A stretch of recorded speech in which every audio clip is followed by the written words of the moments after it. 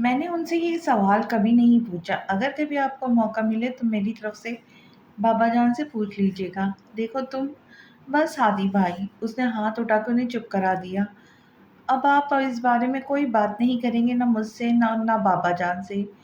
وہ اس کی بات کا برا منائے بغیر اسے دیکھ کر ستائش سے بولے، زبردست بھائی، آج لگا کہ تم بابا کی بیٹی ہو۔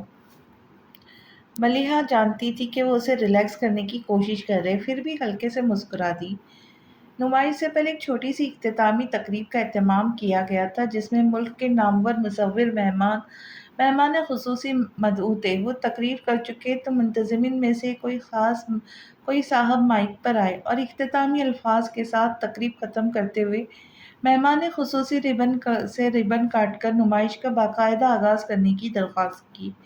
نور الہدیٰ کو آرٹ سے کوئی دلچسپی نہیں تھی، پھر بھی وہ ملیحہ کے ساتھ تھے۔ ہال میں شائقین کے علاوہ صحافیوں کی بڑی تعداد موجود تھی، جو مصوروں سے انٹرویو لے رہے تھے۔ کچھ صحافیوں نے ملیحہ سے بھی چند سوالات کیے۔ وہ ان سے باتیں کر رہی تھی کہ نور الہدیٰ اس کے کان میں بولے، ذرا سائیڈ میں آ کر بات سننا۔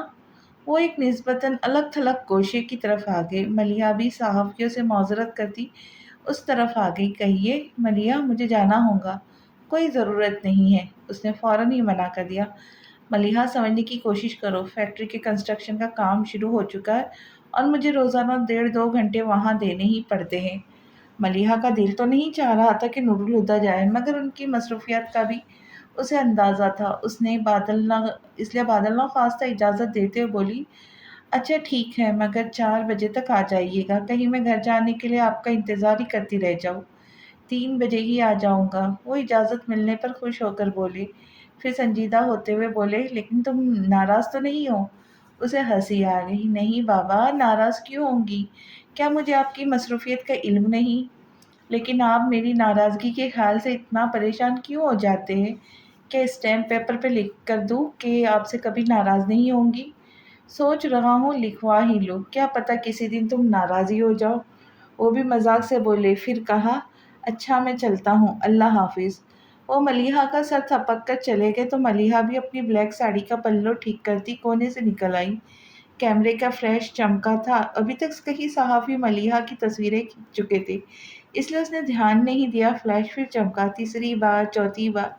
جب 5ویں بار فلیش چمکا تو ملیحہ نے چہرے پر آئے بال سمیٹتے ہوئے اس طرف دیکھا۔ تیز روشنی سے اس کی آنکھیں چندیا گئی۔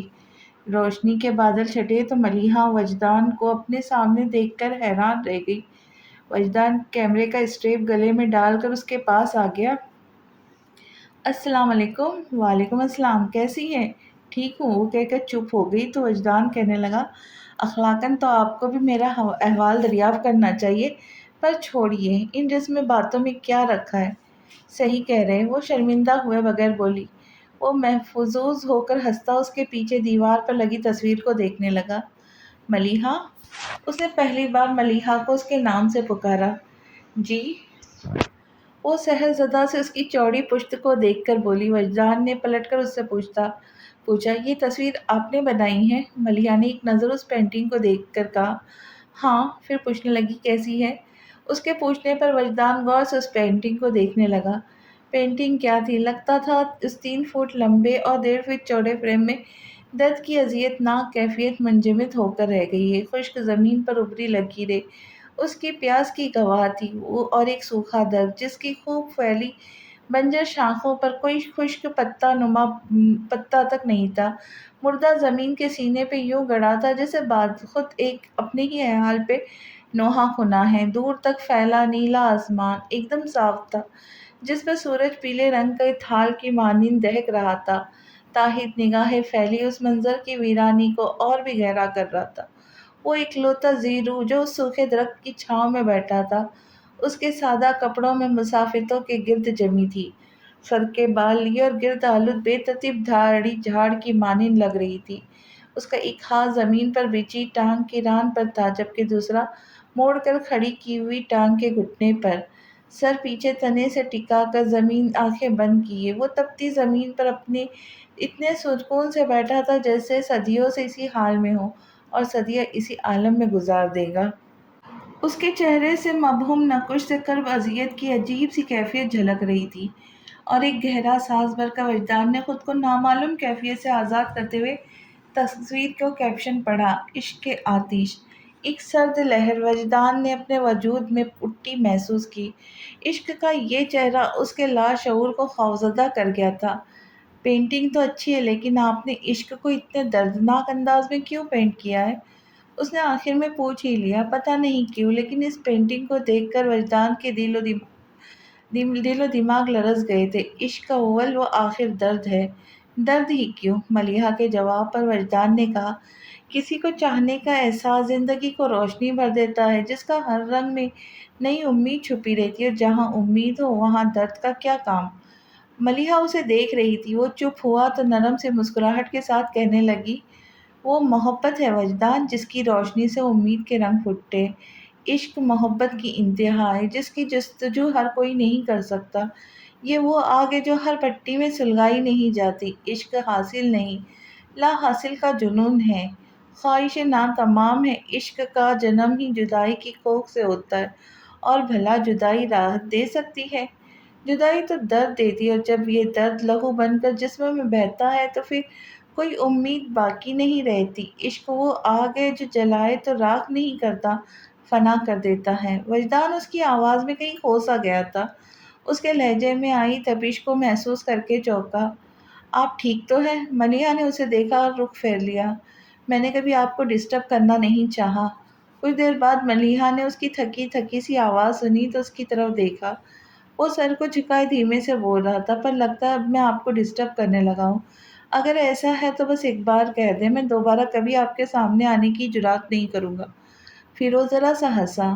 میں نے یوں بھی آپ سے ملنے کے لیے کبھی کوئی شعوری کوشش نہیں کی۔ میں نے سوچا بھی نہیں تھا کہ آپ آفاق کی کزن ہو سکتی ہے، اور آج بھی آفاق اور ساجد زبردستی مجھے ساتھ لے آئے تھے، اور آپ کو دیکھنے سے پہلے مجھے گمان بھی نہیں تھا کہ آپ مجھے یہاں مل جائیں گی۔ آفاق بھائی یہاں؟ حیران ہو کے اس نے آس پاس دیکھا، مگر فوراً ہی وجدان کی آواز پر اس کی طرف متوجہ ہوئی۔ مگر آپ کا انتظار میں نے ہر روز کیا، وہی لائبریری کی سیڑھیوں پہ۔ میں ہر صبح دعا کرتا کہ آج میرا انتظار ختم ہو جائے، اور ہر شام سوچتا کہ آپ کا انتظار زندگی کی آخری سانس تک کروں گا۔ لیکن اگر آپ کو کوئی نہیں تو وعدہ کرتا ہوں کبھی ان راستوں پر نہیں پاؤں رکھوں گا جن پر آپ کو گزرنا ہوگا، اور سر راہ ملاقات بھی ہوئی تو آپ کا راستہ نہیں روکوں گا۔ وہ منتظر نگاہوں سے اسے دیکھنے لگا۔ ملیحہ نے نگاہیں چرا کر رخ بھی موڑ لیا۔ وجدان کو اچانک ہی شدید تھکن کا احساس ہوا۔ وہ بوجھل سے انداز میں پلٹا جانے لگا۔ آپ ایک بار اور لائبریری جا سکتے ہیں؟ وجدان ٹھٹک کر رکا، پھر ایڑی کے بل گھوم گیا۔ وہ اب بھی رخ موڑے فرش پر لگے ٹائلوں کو دیکھ رہی تھی۔ وجدان کو اپنی صباحتوں پر شبہ ہوا۔ کیا کہا آپ نے؟ ملیحہ نے اسے دیکھا اور ذیل لب مسکراہٹ کے ساتھ بولی، کل صبح 10 بجے۔ وہ نہال ہو گیا۔ میں سارا دن آپ کا انتظار کروں گا، آپ کو جب وقت ملے آ جائیے گا۔ اس کی آنکھوں سے جھلکتے والہانہ پن سے سٹ پٹا کر ملیحہ نے چہرہ موڑتے کونسل کے ملازم میں ان کی یونیفارم پہنے ایک شخص کو اشارے سے پاس بلا کر پینٹنگ اتارنے کو کہا۔ پھر اس سے پینٹنگ لے کر ملیحہ نے وجدان کی طرف بڑھائی۔ یہ لیجیے، میری طرف سے تحفہ ہے، عشق کے آتش۔ ملیحہ کے ہاتھ سے پینٹنگ پکڑتے وجدان نے معنی خیزی سے کہا تو وہ حیا سے سرخ ہوتی اس کے سامنے سے ہٹ گئی۔ 4 بجے وہ نور الہدیٰ کے ساتھ قصر فاروقی کے لاؤنج میں داخل ہوئی تو بابا جان کے ساتھ ملک ناصر پہلے سے موجود تھے۔ نور الہدیٰ کو شطرنج کھیلنے کا تو کوئی شوق نہیں تھا، مگر دیکھنے کا شوق ضرور تھا۔ وہ وہیں بیٹھ کر ان دونوں کی شطرنج کھیلتے دیکھنے لگے۔ ملیحہ البتہ سلام دعا کے بعد جلد ہی اٹھ گئی تھی۔ اپنے کمرے میں آ کر اس نے کپڑے بھی تبدیل نہیں کیے۔ کھلے بالوں کو جوڑے کی شکل میں لپیٹ کر ننگے پاؤں کمرے میں چکر کاٹنے وہ ملک ناصر کے جانے کا انتظار کر رہی تھی، حالانکہ وہ جانتی تھی انتظار فضول ہے۔ ملک انکل رات کے کھانے کے بعد ہی جائیں گے۔ پھر بھی وہ ٹہلتی رہی۔ شام ڈھل چکی تھی جب ملیحہ کے کمرے کے دروازے پر دستک ہوئی۔ دروازہ کھلا ہے، اس نے کہا، پھر بہادر کو آتے دیکھ کر وہ بیڈ پر اٹھ کر بیٹھی۔ بی بی صاحب، کھانا لگ گیا ہے، مجھے بھوک نہیں، اس نے کہا اور پوچھا، اچھا سنو، ملک انکل چلے گئے یا ابھی بیٹھے ہیں؟ چلے کہاں جائیں گے جی، ابھی تو بیٹھے ہیں، کھانا کھائیں گے پھر چائے پی کر جائیں گے۔ ویسے ایک بات بتائیں بی بی صاحب، یہ ملک صاحب بالکل ہی ویلے ہیں، وہ ہنس پڑی، پھر ہنسی روک کر سنجیدگی سے بولی، زیادہ باتیں بنانے کی ضرورت نہیں، جاؤ اپنا کام کرو۔ وہ جانے لگا تو ملیا نے اسے روک کر کہا، اور سنو، جب انکل چلے جائے تو مجھے بتا دینا۔ وہ سر ہلا کر چلا گیا۔ عشاء کی نماز پڑھ کر وہ بیڈ پر آ بیٹھی، پھر اٹھی، بالکنی میں آ گئی۔ نہ جانے کتنی دیر گزر گئی کہ دروازہ پھر بجا، اس بار بھی بہادر تھا۔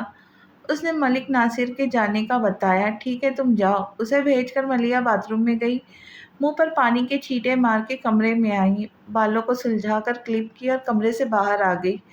بابا جان کے کمرے کے دروازے کی نوب پر ہاتھ رکھے وہ ایک پل کو ہچکچائی، پھر دوسرے ہی پل خود کو مضبوط کرتے اس نے دروازہ کھولا اور کمرے میں آ گئی۔ بابا جان آتش دان کے سامنے رکھی راکنگ چیئر پر آنکھیں بند کیے نیم دراز تھے۔ ملیحہ جانتی تھی وہ سو نہیں رہے تھے، یہ ان کی عادت تھی۔ وہ جب بھی کسی گہری سوچ میں ہوتے تو یوں ہی آنکھیں بند کر کے راکنگ چیئر پر نیم دراز ہو جاتے۔ ملیحہ ان کے سامنے کشن پر بیٹھ گئی۔ بابا جان!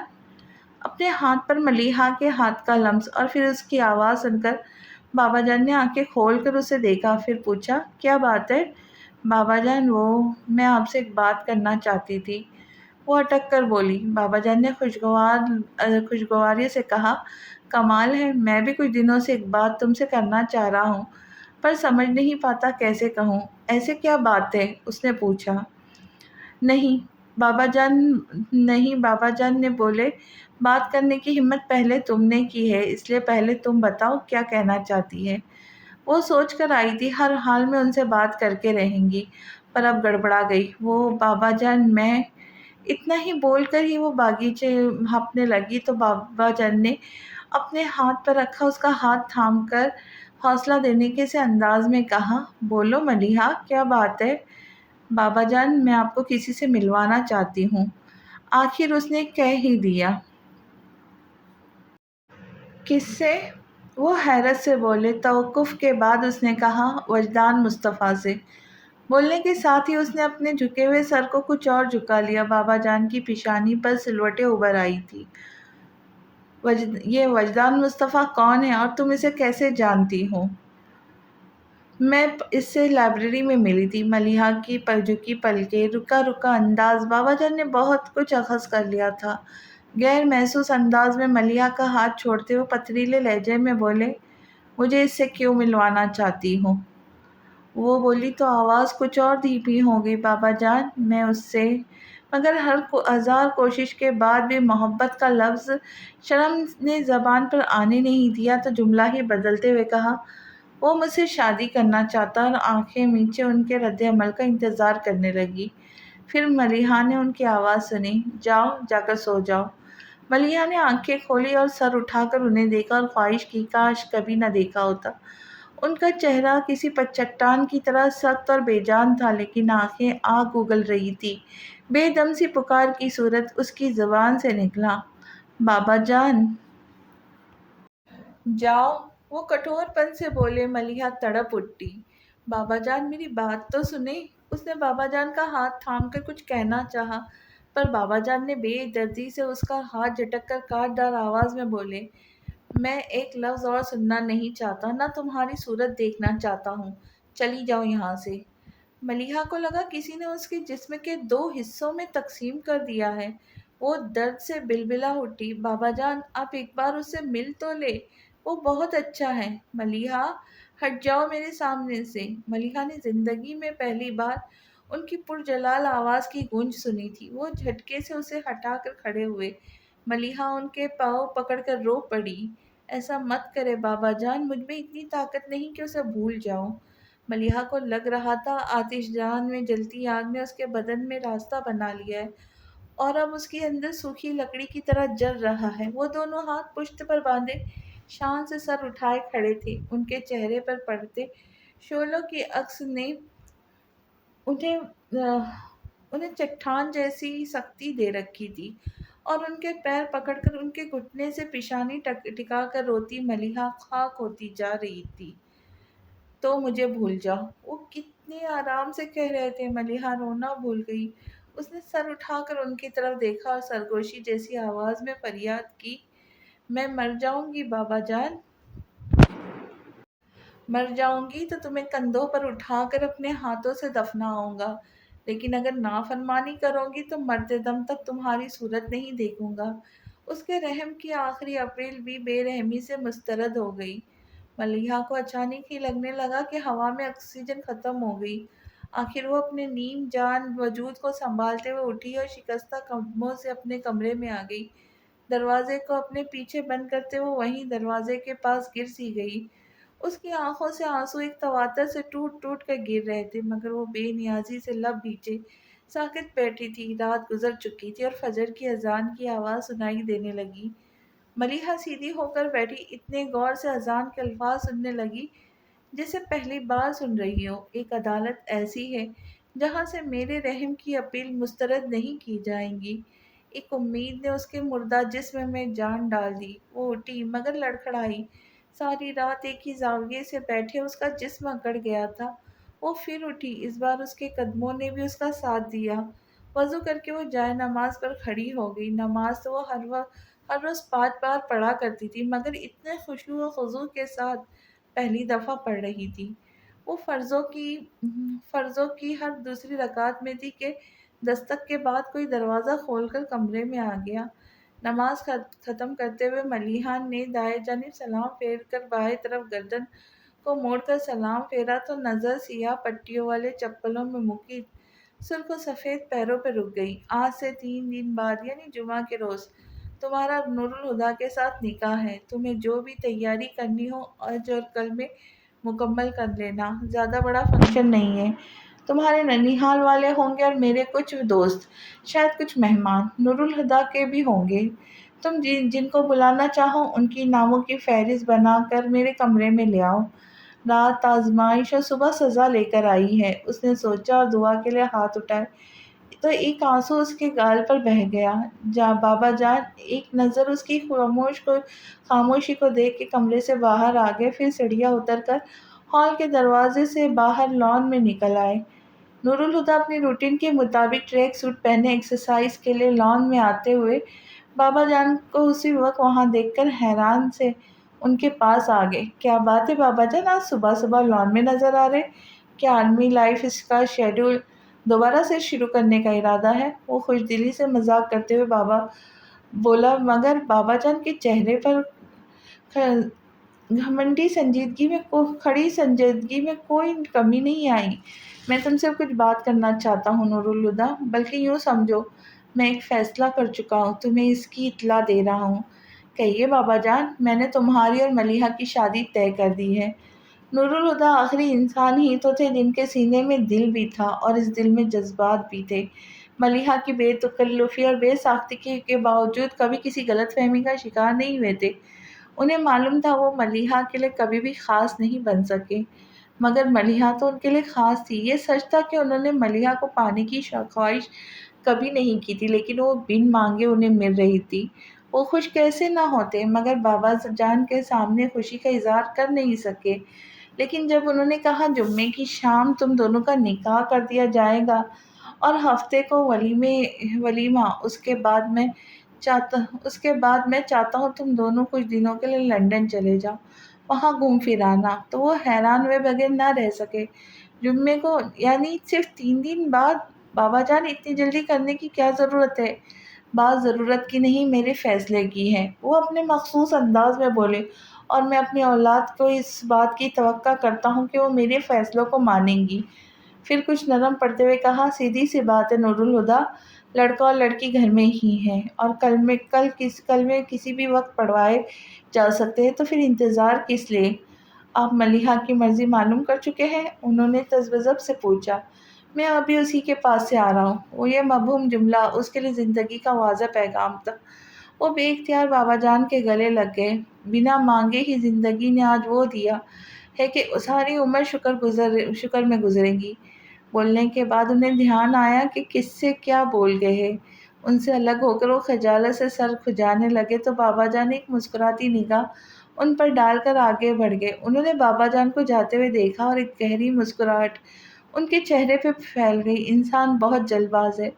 कभी तो समंदर की बेरहम मौजों को मुकाबिल करते अचानक किनारा नज़र में आ जाए तो उसे नज़र का धोखा समझकर خود کو لہروں کے حوالے کر دیتا اور یہ تحقیق بھی نہیں کرتا کہ وہ جہاں ڈوبا وہ ساحل تھا، اور کبھی صحرا میں چمکتی ریت کو پانی سمجھ کر جھلستی ریت میں دوڑتا چلا جاتا ہے، یہ سوچے بغیر کہ آبلہ پانی کا یہ سفر تشنگی کو بڑھا تو نہیں دے گا، مگر ہر غلطی نظر انداز نہیں کی جا سکتی، کچھ غلطیوں پر سزا بھگتنی پڑتی ہے۔ نور الہدیٰ کو بھی اس کی مسکراہٹ کا خمیازہ تمام عمر ادا کرنا تھا۔ 8 بجتے ہی ملیحہ نے سمیرہ کو فون کر دیا اور چھٹتے ہی کہا، تم ابھی اور اسی وقت یہاں آ جاؤ، خیریت تو ہے؟ کیا ہوا؟ وہ حیران تھی۔ ملیحہ جھنجھلا گئی، سوال مت کرو، بس فوراً گھر آ جاؤ۔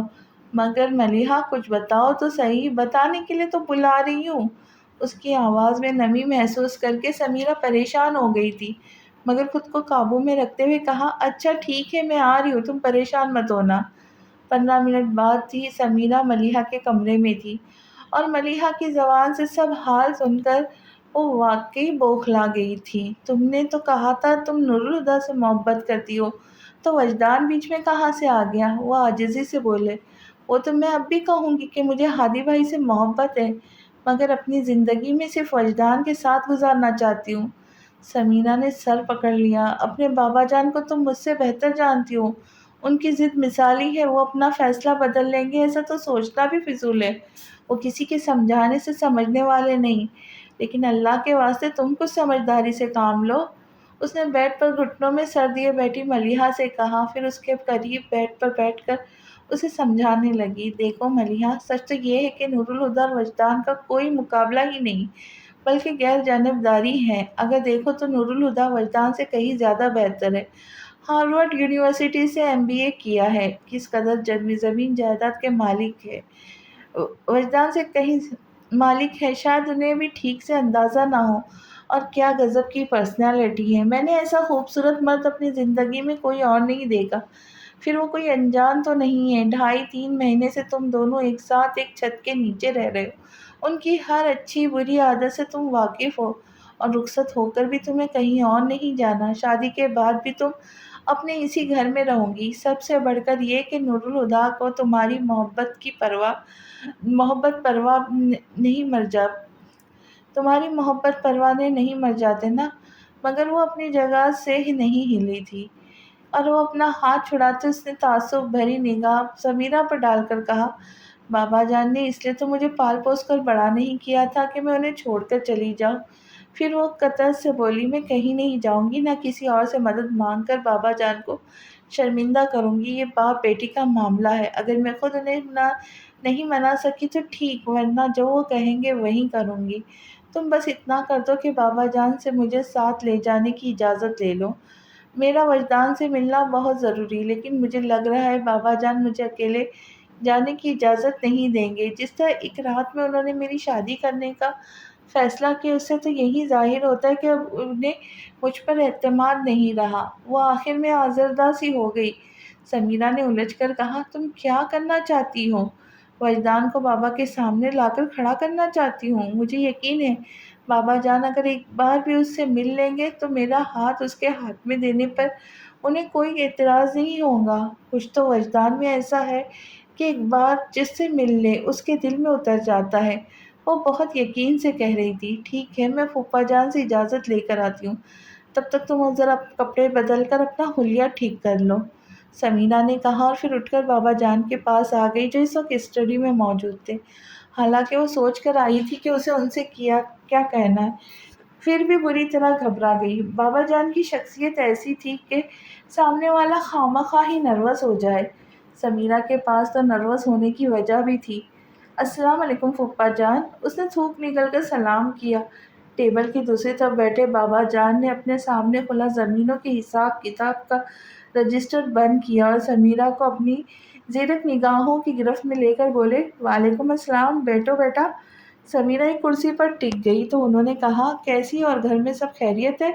جی پھوپھا جان، اللہ کا شکر ہے۔ پھر انہوں نے تو اتنی صبح اس کی آمد پر کوئی سوال نہیں کیا تھا، مگر وہ خود ہی بتانے لگی، 8 بجے ملیحہ کا فون آ گیا تھا، کہنے لگی جلدی سے گھر آ جاؤ، یہاں کر اس کی شادی کا پتہ چلا تو میں نے سوچا آپ کو مبارکباد دے دوں۔ تمہیں بھی مبارک ہو۔ خیر مبارک، لیکن پھوپھا جان شادی کی تیاری بھی تو کرنی ہے، دن میں تو کتنے تھوڑے ہیں۔ ملیحہ نے نہیں مر جانا، مگر وہ اپنی جگہ سے ہلی نہیں تھی۔ ملیحہ نے فون پر بتا دیا تو میں امی اور چچی جان کو بھی ساتھ لے آتی۔ اب سوچ رہی ہوں کہ آج ہی اپنے ساتھ شاپنگ پر لے جاتی ہوں، کل امی آ جائیں گی تو باقی کی شاپنگ ان کے ساتھ کر لیں گے۔ ٹھیک ہے۔ وہ اسے گہری نظروں سے کھوج رہے تھے، سمیرہ کی ہتھیلیاں تک پسینے میں بھیگ گئی۔ تو میں ملیحہ کو اپنے ساتھ لے جاؤں؟ اس نے پوچھا۔ ہاں لے جاؤ، اور ڈرائیور کے ساتھ جانا، میں ابھی کسی سے کہہ کے گاڑی تیار کروا دیتا ہوں۔ جی پھوپھا جان۔ وہ سعادت مندی سے گردن ہلا کر اٹھی اور جانے لگی۔ سمیرہ، بابا جان نے اسے آواز دی۔ جی پھوپھا جان۔ وہ ایک دم ڈر کر پلٹی۔ خریداری کے لیے پیسوں کی ضرورت پڑتی ہے بیٹا، انہوں نے کہا، پھر دراز سے ہزار کے نوٹوں کی 2 موٹی گڈیاں نکال کر ٹیبل پر رکھ دی۔ سمیرہ نے آگے آ کر وہ گڈیاں اٹھا لی۔ پر خیال ہے شام 7 بجے سے پہلے تم دونوں گھر پہنچ جاؤ۔ شام کو ملیحہ اور نور الہدیٰ کی منگنی کی تقریب ہے، میں نے افتخار سے فون پر بات کر لی ہے، وہ سب لوگوں کو لے کر شام میں یہاں آ جائیں گے۔ سمیرہ کا جی چاہا سامنے والی دیوار پر جا کر زور سے سر مارے، مگر ضبط سے مسکرا کر اللہ حافظ کہتی وہ مڑ گئی۔ اس کے جانے کے بعد بابا جان نے ریسیور اٹھایا اور کوئی نمبر ڈائل کرنے لگے۔ ملیحہ کے کمرے میں آ کر سمیرہ نے سانس چھوڑتے ہوئے خود کو ریلیکس کیا، پھر ملیحہ کو دیکھا جس نے اس کے کہنے کے باوجود کپڑے نہیں بدلے۔ وہ ابھی تک اس جارجٹ کی بلیک ساڑی میں تھی، بس اتنا تھا کہ اس نے اوپر سے میرون شال اوڑھ لی تھی، البتہ منہ ہاتھ دھو کر بال بنا لیے تھے۔ سمیرہ نے اسے ہی غنیمت سمجھا۔ جب وہ گاڑی میں بیٹھ چکی تو سمیرہ نے اسے اطلاع دی، شام کو تمہاری منگنی ہے، پھوپھا جان سب رشتہ داروں کو فون کر کے بتا چکے، مجھ سے بھی کہا ہے کہ شام 7 بجے تک گھر تمہیں لے کر آ جاؤ۔ ملیحہ نے کوئی جواب نہیں دیا اور کھڑکی سے باہر دیکھنے لگی۔ کار قصر فاروقی سے نکل کر مین روڈ پر آ گئی۔ اس روڈ پر آگے جا کر ایک ذیلی سڑک تھی، لائبریری اسی سڑک پر واقع تھی۔ مین روڈ پر آتے ہی وہ لوگ ٹریفک جیم میں پھنس گئے۔ سمیرہ نے ڈرائیور سے کہا، ذرا جا کر معلوم تو کرو ٹریفک کہاں کیوں رکا ہوا ہے۔ ڈرائیور جی اچھا کہہ کے اتر گیا۔ کچھ دیر بعد ہی وہ واپس آ گیا۔ اپنی سیٹ پر بیٹھ کے اس نے پلٹ کر کہا، کچھ دیر لگ جائیں گی، آگے کسی موٹر سائیکل سوار کا ایکسیڈنٹ ہو گیا ہے، ایمبولینس وغیرہ تو پہنچ گئی ہے، زخمی کو ہسپتال بھیج کر پولیس اپنا باقی کا کام نپٹا کر راستہ کھول گئی ہے۔ بار بار بے چینی سے پہلو بدلتی ملیحہ سمیرہ سے بولی، یہ ٹریفک تو جانے کب کھلیں گیا، لائبریری کا یہاں سے زیادہ فاصلہ بھی نہیں ہے، میں پیدل نکلتی ہوں۔ ٹھیک ہے۔ سمیرہ نے اختلاف نہیں کیا۔ پھر ملیحہ نے ڈرائیور کی طرف رخ کیا، تم سمیرہ کو چھوڑ کر گھر واپس چلے جانا، میں خود ہی آ جاؤں گی۔ وہ اور کار سے اتر کر گاڑیوں کے بیچ سے گزرتی فٹ پاتھ پر آ گئی۔ تیز قدموں سے چلتے ہوئے کچھ آگے جا کر اس کی نے ایک نظر سڑک پر ڈالی جہاں بہت سے لوگ بھیڑ کی شکل میں جمع تھے، کسی شخص کو اسٹریچر پر ڈال کر ایمبولینس میں چڑھایا جا رہا تھا۔ رش اس قدر تھا کہ ملیحہ صرف زخمی کے پیر ہی دیکھ سکی۔ لائبریری پہنچ کر ملیحہ نے اندر کا ایک چکر لگایا، پھر باہر آئی۔ اسے وجدان کہیں نظر نہیں آیا۔ ابھی 10 بجنے کو بھی آدھا گھنٹہ باقی ہے، اس نے خود کو تسلی دی اور وہیں سیڑھیوں پر بیٹھ کر انتظار کرنے لگی، پر اس کا انتظار ہی رہا۔ 10 بجے تو ملیحہ اپنے اضطراب کو دباتی رہی، لیکن 10 بجتے ہی اس کی بے چینی اپنے عروج پر پہنچ گئی۔ آپ کا انتظار میں نے ہر روز کیا ہے۔ اس وقت یہ سن کر ملیحہ نے کچھ محسوس نہیں کیا تھا، مگر اب سمجھ آ رہا تھا انتظار کرنا کتنا مشکل کام ہے۔ گیٹ پر نظریں جمائے اس کی آنکھیں پترانے لگی، جانے کتنا وقت بیت گیا تھا۔ کوئی اس سے پوچھتا تو کہہ دیتی صدیاں بیت گئی ہیں۔ گیٹ پر کھڑا واچ مین اور آتے جاتے لوگ اسے عجیب سی نظروں سے دیکھ رہے تھے، پھر وہ سب کچھ فراموش کیے، بس وجدان کے آنے کی دعا مانگتے رہی۔ 5 بجتے ہی وہ بے چینی سے اٹھ کھڑی ہوئی۔ لائبریری کی دوسری جانب ایک جنرل اسٹور تھا۔ ملیحہ سڑک کراس کرتی اسٹور میں گھس گئی۔ ہیلو، چوتھی بیل پر فون ریسیو کیا گیا۔ سمت، آواز پہچان کر ملیحہ کے ہونٹ پہ آواز ہلے۔ اس وقت وہ سمیرہ کے علاوہ کسی سے بات نہیں کرنا چاہتی تھی۔ سمیرہ کو بلا دے، اس نے جلدی سے کہا تو اسے ہولڈ کرنے کو کہا گیا۔ ہیلو۔ کچھ دیر بعد ایئر پیس پر سمیرہ کی آواز ابھری، سمیرہ۔ اتنا بولنے میں ہی ملیحہ کا گلا رند گیا۔ اس ڈر سے کہ وہ رو نہ پڑے، ملیحہ خاموش ہو گئی۔ سمیرہ اس کی آواز پر حیران، پھر خاموش، پھر پریشان ہو اٹھی۔ ملیحہ یہ تم ہو؟ خاموش کیوں ہو گئی؟ پلیز بتاؤ سب ٹھیک تو ہے؟ کچھ ٹھیک نہیں ہے، سمیرہ دہل گئی۔ ہوا کیا ہے؟ ملیحہ نے اس کی بات کو انسنی کرتے کہا، مجھے وجدان کا ایڈریس چاہیے۔ اب چپ ہونے کی باری سمیرہ کی تھی۔ قدرے توقف کے بعد اس کی آواز آئی، وجدان نہیں آیا؟ پھر اس نے کہا، تم ایسا کرو، چاچو کے آفس فون کرو، وہیں ہوگا۔ تمہیں فون کرنے سے پہلے وہاں فون کیا تھا، پر وہ کئی مہینے سے آفس نہیں آ رہا، تو کورٹ میں ہوگا۔ تم نے معلوم کیا؟ جب وہ آفس چھوڑ چکا ہے تو کورٹ میں کیا کرے گا؟ ویسے بھی کورٹ 4 بجے بند ہو جاتا ہے اور اس وقت 5 بج رہے ہیں۔ ملیحہ نے جھنجھلا کر کہا، اوہ سوری۔ سمیرہ کو احساس ہوا کہ اس کے سوال ملیحہ کو زج کر رہے، تو فوراً سنبھل کے بولی، اچھا ایڈریس نوٹ کرو۔ 1 منٹ۔ ملیحہ نے اپنے بیگ سے پین اور پاکٹ سائز ڈائری نکالی اور ایڈریس نوٹ کرتے ہی فون رکھ کر دکاندار کو پیمنٹ کرتی وہ باہر آ گئی۔ سڑک کے کنارے ایک خالی ٹیکسی تھی۔ ملیحہ تیزی سے دروازہ کھول کر ٹیکسی کی پچھلی سیٹ پر بیٹھ گئی۔ مسافر کے انتظار میں اسٹیئرنگ پر سر رکھ کے اونگتے ڈرائیور نے گردن موڑ کر اسے دیکھا۔ بی بی کدھر جائیں گی؟ ملیحہ نے ہاتھ میں پکڑا کاغذ دیکھا اور بولی، PECHS کالونی۔ وہ یہاں تک آ تو گئی تھی، پر اب اس ڈبل اسٹوری بنگلے کے گیٹ کے سامنے کھڑی سوچ رہی تھی، اگر وہ گیٹ وجدان کے علاوہ کسی اور نے کھولا تو کیا کہہ کر اسے بلوائیں گی؟ جو ہوگا دیکھا جائے گا۔ ملیحہ نے سر جھٹک کر نیم پلیٹ پڑھتے ہوئے ایڈریس کی تصدیق کی، پھر بیل بجا دی۔ دوڑتے قدموں کی آواز سنائی دی، پھر گیٹ کھل گیا۔ سبز آنکھوں والی لڑکی کے چہرے کے تاثرات بتا رہے تھے وہ کسی اور کی آمد کا بے چینی سے انتظار کر رہی تھی، اور شاید اسی لیے اس نے بنا پوچھے دروازہ کھول دیا تھا۔ اب ملیحہ کو دیکھ کر سٹپٹا گئی۔ آپ کون ہیں؟ ملیحہ اس سوال پر گھبرا سی گئی، پھر اس نے ہاتھ میں دبی چٹ اس کی طرف بڑھائی۔ یہ ایڈریس آپ کے گھر کا ہے؟ لڑکی نے چٹ لے کر ایڈریس دیکھا، پھر اسے واپس کرتے ہوئے کہا، ایڈریس تو یہی ہے، پر آپ کو کس سے ملنا ہے؟ وجدان مصطفیٰ سے۔ کیا وہ گھر پر ہے؟ ملیحہ نے کوشش کی کہ اپنا لہجہ نارمل ہی رکھے، پر سوال ہی ایسا تھا جس پر لڑکی کو چونکنا لازمی تھا۔ آپ کون ہیں اور وجدان سے کیوں ملنا چاہتی ہے؟ میرا نام ملیحہ فاروقی ہے، پلیز آپ وجدان کو بلا دیجیے، میرا ان سے ملنا بہت ضروری ہے۔ اس لڑکی کی آنکھوں سے اچانک ہی تنفر جھلکنے لگے، پھر وہ کاٹ ڈال لہجے میں بولی، وجدان گھر پر نہیں ہے، اور جھٹکے سے گیٹ بند کرنے لگی تو ملیحہ نے ہاتھ روک کر اسے رکھتے ہوئے پوچھا، 1 منٹ، کیا آپ کو معلوم ہے وہ کہاں گئے اور کب تک آئیں گے؟ نہیں۔ وہ ایک لفظ بول کر ملیحہ کا چہرہ دیکھنے لگی، جو بیگ سے پین نکال کر اس کاغذ کے پیچھے کچھ لکھنے لگی تھی۔ وجدان جیسے گھر ہے ان سے کہنا اس نمبر پر مجھ سے بات کر لے۔ ملیحہ نے کاغذ اس کی طرف بڑھاتے ہوئے کہا۔ لڑکی نے کاغذ اس کے ہاتھ سے لے کے گیٹ بند کر دیا۔ ملیحہ نے دیوار کا سہارا لیا ورنہ گر جاتی۔ گھر پہ نہیں، آفس میں بھی نہیں، تو پھر کہاں چلا گیا؟ لائبریری کیوں نہیں آئی؟ کہیں ایسا تو نہیں کہ بھول گیا ہو؟ خود کلامی کے جواب میں وجدان کی آواز اس کے کانوں میں گونج رہی تھی، جب سے آپ کو حفظ کیا ہے خود کو بھول گیا ہوں۔ ایک ٹیک سی اٹھی تھی جس کو دباتے وہ ٹیکسی میں آ بیٹھی۔ آرٹس کونسل چلو۔ ملیحہ نے کل اپنی پینٹنگ عشق آتش وجدان کو گفٹ کر کے نمائش سے ہٹوائی تھی، اور یہ بات وجدان کے علم میں بھی تھی۔ ملیحہ اس امید پر آرٹس کونسل آئی تھی کہ شاید وجدان پینٹنگ لینے وہاں آیا ہو، مگر وہ وہاں نہیں ملا۔ ملیحہ نے اپنے نمبر کے ساتھ وجدان کے نام میسج چھوڑا اور نمائش والے پورشن میں آ گئی۔ اس امید سے ایک ایک شخص کا چہرہ دیکھتی رہی کہ شاید وہ وجدان ہوگا، مگر اس کی نگاہیں نامراد لوٹ آئی۔ ڈرائیور کو واپس لائبریری چلنے کا کہتے ہوئے اس نے رسٹ واچ پر نظر دوڑائی تو 6:45 ہو رہے تھے۔ اسے گھر سے نکلے 8 گھنٹے سے زیادہ بیت چکے تھے۔ کیا آپ اپنے 24 گھنٹوں میں سے ایک پل مجھے نہیں دے سکتی؟ اس وقت وجدان کے لہجے میں جتنی التجائے تھی اس سے زیادہ اس وقت ملیحہ کے چہرے پہ رقم تھی۔ لائبریری پہنچ کر ملیحہ نے ہال کا ایک چکر لگایا۔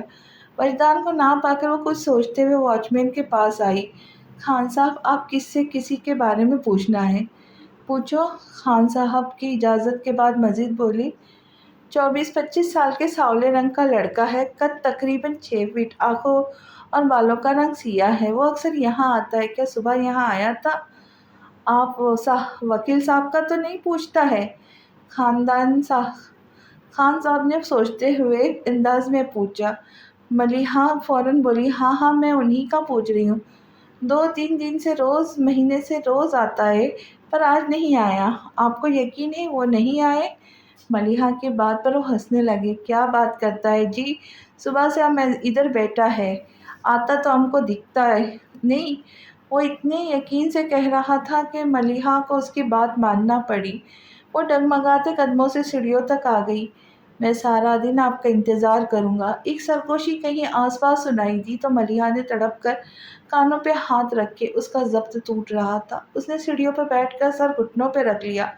6:30 बजे जब मलिहा ने कसरे फारूकी में कदम रखा, वो अपना यकीन हार चुकी थी, और इस हार का चेहरा ड्राइंग रूम में मौजूद कोई शख्स ना देख ले, इसलिए वो पिछली तरफ हॉल के दरवाजे से अंदर दाखिल हुई। बहादुर, मेरे लिए कोई फ़ोन तो नहीं आया था? पास से गुजरते बहादुर को रोककर उसने पूछा। नहीं बीबी साहब, पर आप कहाँ चली गई थी, वो भी आज के दिन? मलिहा की आखिरी उम्मीद भी ख़त्म हो गई। वो बहादुर को जवाब दिए बगैर अपने कमरे में आ गई। ठंडे यक पानी से मुंह धोते हुए उसने आंसुओं के हर निशान को बेदर्दी से रगड़ डाला। फिर तौलिए से चेहरा खुश्क करती ड्रेसिंग रूम में आ गई। अलमारी के दोनों पट खोले और बारी बारी हर सूट का जायजा ले रही थी। फिर कुछ सोचकर उसने पीच कलर का ड्रेस निकाला तो नज़र उसके पीछे लटकते सूट पर ठहर गई। पिंक कलर की चूड़ीदार पाजामे पर सफ़ेद कमीज थी, जिस पर पिंक रंग के मोतियों से गले और कमीज की हाफ स्लीव्स पर नफीस काम बना हुआ था। पिंक एंड व्हाइट कॉन्ट्रास्ट दुपट्टे को हाथ में लेते हुए उसे कुछ याद आया। तुम सफ़ेद रंग मत पहना करो, इस रंग में इतनी प्यारी लगती हो कि डर लगता है नज़र न लग जाए। नज़र तो लग चुकी नूरुल हुदा, अब किस बात का डर? उसने सोचा और वही सूट बाहर निकाल लिया। ड्रेसिंग टेबल के सामने बैठी होठों पर पिंक कलर की लिपस्टिक की तह जमाई। मलिहा जिंदगी में पहली बार इतने एहतमाम से तैयार हो रही थी। दोनों कलाइयों में भर भर कर वाइट और पिंक चूड़ियाँ डालकर उसने कानों में चांदी के आवेज़े पहने। फिर बेड पर आ बैठी। झुककर सैंडल पाँव में डालकर उसने बेड से दुपट्टा उठाकर शानों पर फैलाया। खुले बालों को एक हाथ से संवारते हुए उसकी नज़र आईने पे नज़र आते अपने ही अक्स पर पड़ी। आज की तारीख में मेरे लिए रोशनी, रंग और उम्मीद तीनों ही ख़त्म हो चुके, लेकिन नूरुल हुदा फारूकी, उन्हें आपकी ज़िंदगी में हमेशा रहना चाहिए, उसने कहा था और कमरे से निकल गई। ड्राइंग रूम के दरवाजे पे कदम रखते ही मलिहा की नज़र ब्लैक पैंट पर मैरून शर्ट पहने नूरुल हुदा पर पड़ी। इसी पल नूरुल हुदा ने भी दरवाजे की तरफ देखा। नूरुल हुदा की आंखें की वो चमक मलिहा के लिए नई नहीं थी। उसने पलकें झुका ली। बाकी लोग भी मलिहा की तरफ मुतवज्जा हो चुके थे। पल भर में उसके कज़िन ने उसे अपने घेरे में ले लिया, मगर समीरा उठ नहीं सकी। किसी मुआजिज़े की उम्मीद करते करते मलिहा को देखकर उसे एहसास था कि मुआजिज़े अब नहीं होते। वो समझ गई कि मलिहा वजदान से नहीं मिल सकी। हद करती हो बेटा, आज के दिन शॉपिंग पर जाने की क्या ज़रूरत? अब देखो ज़रा, सब आए बैठे हैं, दूल्हा भी मौजूद है, पर दुल्हन शादी की शॉपिंग करने गई हुई थी। बड़ी मुमानी ने उसे देखकर कहा तो मलिक नासिर उसके कुछ बोलने से पहले बोल पड़े। छोड़िए भाभी, अब बातों में मज़ीद वक्त क्या गंवाना, आओ बेटी रस्म कर ली जाए। आखिर में वो मलिहा से बोले थे। मलिहा ने कदम बढ़ाया तो समीरा एकदम उसके कान के पास आकर बोली, इनकार कर दो, हम सब तुम्हारा साथ देंगे। किस बर्ते पे? मलिहा ने उसकी तरफ देखकर जहन में बूझी सरगोशी की और आगे बढ़ गई। किसी ने उसे बाजू से पकड़कर नूरुल हुदा के पहलू में बिठा दिया था। फिर बाबा जान की इजाज़त से नूरुल हुदा ने उसके बाएं हाथ की उंगली में अपने नाम की अंगूठी पहना दी। खाने के बाद जब मेहमान रुखसत होने लगे तो मलिहा समीरा के गले लगकर आजिज़ी से बोली, आज रुक जाओ समीरा। समीरा हामी भर लेती। फिर उसने आफाक को देखा जो इशारे से मना कर रहा था, तो मजबूर हो गई। आज तो नहीं रुक सकती, मगर कल मैं सुबह ही आ जाऊंगी। उसने मलिहा को खुद से अलग करते हुए कहा, अपना ख्याल रखना। फिर मलिहा का गाल चूमकर गाड़ी में जा बैठी। कॉलेज में अब सिर्फ वो, बाबा जान और नूरुल हुदा ही रह गए थे। मलिहा इन दोनों को तरफ देखे बिना ही पलटकर अंदर चली गई। वो हॉल में आई तो अपने कमरे की सीढ़ियाँ चढ़ने की बजाय खुले दरवाजे से लॉन में आ गई। नंगे पाँव चहलकदमी करते हुए मलिहा के पैरों के नीचे भीगी घास के नरम कॉलिन बिछा था, लेकिन मलिहा को यूँ लग रहा था जैसे उसके पाँव सुलगते अंगारों पर हो। उसे एहसास के बावजूद उसने टहलना बंद नहीं किया। बर्दाश्त के रास्तों पर एक ऐसा मोड़ आता है जहाँ पहुंचकर दर्द बहुत बेदर्द हो जाता, اور اسی انتہا پر پہنچ کر سر کی چادر اوڑھے انسان ایسی کیفیت میں گزرتا ہے جہاں سوال قرار نہیں کا نہیں بے قراری کا ہو جاتا ہے۔ پھر جتنا درد بڑھتا ہے اتنا سکون ملتا ہے۔ ملیحہ بھی خود اذیتی کی اس کیفیت سے گزر رہی تھی۔ چکر کاٹ کر بار بار پلٹتے ہوئے ایک بار پلٹی تو سامنے نور الہدیٰ تھا۔ اچھی خاصی ٹھنڈ ہے اور تم یوں ننگے پاؤں گیلی گھاس پر چل رہی ہو، کوئی شال وغیرہ بھی نہیں لی، بیمار ہو جاؤں گی۔ سہانی شام تھی اور محبوب نظروں کے سامنے۔ نور الہدیٰ کو شاید کچھ اور چاہیے تھا پر وہ اسے بولے بغیر رہ نہ سکا۔ ایک بامعنی جی بول کر ملیحہ اس کے برابر سے گزرتی سیڑھیوں پر بیٹھ کر سینڈل پہننے لگی۔ سینڈل پہن کر اس نے اندر کی طرف قدم بڑھائے ہی تھے کہ نور الہدیٰ نے اچانک یہ پوچھ لیا، تم خوش ہو؟ دوسری سیڑھی پر رکھا ملیحہ کا پاؤں اپنی جگہ جم گیا۔ وہ سنبھلی، پھر پلٹ کر انہیں دیکھتے ہوئے پوچھا، آپ خوش ہیں؟ نور الہدیٰ نے آنکھیں بند کر کے ہوا میں پھیلی تازگی کو سانس کے ساتھ اپنے اندر اتارتے ہوئے کہا، بہت۔ تو سمجھے میں بھی خوش ہوں۔ وہ قصداً مسکرائی۔ نور الہدیٰ نے اس کی طرف دیکھا اور پاس چلے آئے۔ میں جانتا ہوں تمہیں احساس بھی نہیں ہوگا، میں پہلی ہی نظر میں اپنا ہر احساس تمہارے نام کر چکا ہوں۔ ملیحہ کے لیے سچ مچ انکشاف تھا، مگر اس کے اعصاب پہلے ہی اس قدر لٹ چکے تھے کہ وہ حیران بھی نہ ہو سکی، بس انہیں دیکھ کے رہ گئی۔ ہاں ملیحہ، یہ میری زندگی کا سب سے بڑا سچ ہے کہ میرا دل جب بھی دھڑکتا ہے تو شدت کے ساتھ احساس ہوتا ہے کہ مجھے تم سے محبت ہے، اور یہ محبت مجھے زندگی کی طرح عزیز ہے۔ لیکن ایک چیز ہے جو مجھے اپنی زندگی سے اور محبت سے بھی زیادہ عزیز ہے۔ جانتی ہو وہ کیا چیز ہے؟ انہوں نے پوچھا۔ ملیحہ اب بھی خاموش کھڑی، بس انہیں دیکھتی ہی رہی۔ تمہاری مسکراہٹ۔ اس دن یاد ہے جب میں بابا جان وہاں لان میں بیٹھے تھے؟ انہوں نے لان چیئرز کی طرف اشارہ کیا جن کی سفیدی اندھیرے میں چمک رہی تھی۔ ملیحہ نے یوں ہی سر گھما کر دیکھ کر وہ کہہ رہے تھے، انہوں نے مجھ سے پوچھا، ملیحہ سے شادی کرو گے؟ تو میں نے ان سے کہا تھا آئی لو ہر، لیکن میں ملیحہ سے شادی صرف اس صورت میں کروں گا اگر ملیحہ کو اعتراض نہ ہو۔ ملیحہ کو کچھ دن پہلے کا وہ منظر یاد آ گیا اور نور الہدیٰ کا جملہ بھی، میں ملیحہ کی خوشی کی خاطر اپنا دکھ بھی سہ سکتا ہوں۔ وہ غیر دماغی سے کھڑی تھی کہ اچانک ہی نور الہدیٰ نے اس کا ہاتھ تھام لیا۔ ملیحہ نے ان کی طرف دیکھا، اس کے بائیں ہاتھ کو تھام کر اس کی انگلی میں پڑی انگوٹھی کے ڈائمنڈ کو انگوٹھے سے ذرا چھو کر بول رہے تھے، اس سے کچھ فرق نہیں پڑتا، مگر تم میرے ساتھ اپنی زندگی گزارنے والی ہو، اس سے بہت فرق پڑتا ہے۔ اگر تمہارا ذہن مجھے اس رشتے کے ساتھ قبول کر سکے تو ٹھیک ہے، اگر نہ کر سکے تو زبردستی نہیں۔ وہ بولتے ہوئے ایک پل کو چپ سے ہو گئے تھے، پھر اس کا ہاتھ چھوڑ کے بولے، تم جب چاہو میرا ساتھ چھوڑ سکتی ہو، مجھے کہیں نہیں جانا ہادی بھائی۔ فوراً ہی اس کی زبان سے نکلا اور فوراً ہی اسے اپنی غلطی کا احساس بھی ہو گیا۔ سنبھل کے بولی، رشتے جب بنائے جاتے ہیں تو نور الہدیٰ تو انہیں نبھایا کرتے، توڑا نہیں کرتے۔ نور الہدیٰ کو ایک دم ہی اپنا آپ ہلکا پھلکا لگنے لگا۔ اس کا مطلب ہے مجھے اس پل کا انتظار کرنے کی اجازت ہے جب تم ایک نئے رشتے سے میری زندگی میں قدم رکھو گی۔ ان کی نگاہوں سے جھلکتی وارفتگی ملیحہ سہ نہیں پائی اور اچانک ہی مڑ کر اندر آئی اور سیڑھیاں چڑھتی اپنے کمرے میں آ گئی۔ نور الہدیٰ اس انداز کو اس کی ادا سمجھ کر مسکرانے لگے تھے۔ سائنس کہتی ہے کائنات میں موجود ہر شے کی بنیاد اکائی ہے۔ ہمارے جسم کو ہی دیکھ لیا جائے، لاکھوں کروڑوں خلیوں سے بنا ہمارا جسم ایک خلیے سے شروع ہوتا ہے۔ مادے کی شروعات ایٹم سے ہوتی ہے، یہاں تک کہ اربوں خربوں میل پر پھیلی اس کائنات کو اگر ریورس پروسیس میں ڈال دیا جائے تو یہ پوری کائنات محض ایک لفظ نقطے پہ سمٹ جائے گی۔ مجھے سائنس کے اس نظریے پہ کوئی اعتراض نہیں، مگر میری زندگی میں یہ قانون کمزور پڑنے لگتا ہے، کیونکہ میری زندگی کی بنیاد اکائی نہیں بلکہ ایک تکون ہے، ایک ایسی تکون جس کے ہر زاویے کی پیمائش 60 ڈگری ہے، یعنی ہر زاویے کی پیمائش برابر۔ اگر کسی بھی طرح ان تینوں زاویوں میں امتیاز نہیں کیا جا سکتا۔ اس تکون کے ایک سرے پہ بابا جان کھڑے، بابا جان کا اور میرا رشتہ شیشے اور پتھر کا رہا ہے۔ شیشہ اپنی جگہ قائم رہے اس لیے پتھر سے فاصلہ ضروری ہے، اس لیے میں ان کے پاس جانے سے ہمیشہ گھبراتی رہی کہ کہیں چوٹ نہ کھا بیٹھوں۔ میرا ڈر کیسا سچا تھا۔ تکون کے دوسرے سرے پہ نور الہدیٰ ہے۔ ہادی بھائی نے میری زندگی کی ہر خلا کو بھر دیا، بنا مانگے انہوں نے مجھے وہ سب کچھ دے دیا جو مجھے کبھی کسی سے نہیں ملا۔ انہوں نے مجھے چاہا بھی تو اپنے لیے نہیں بلکہ میرے لیے چاہا۔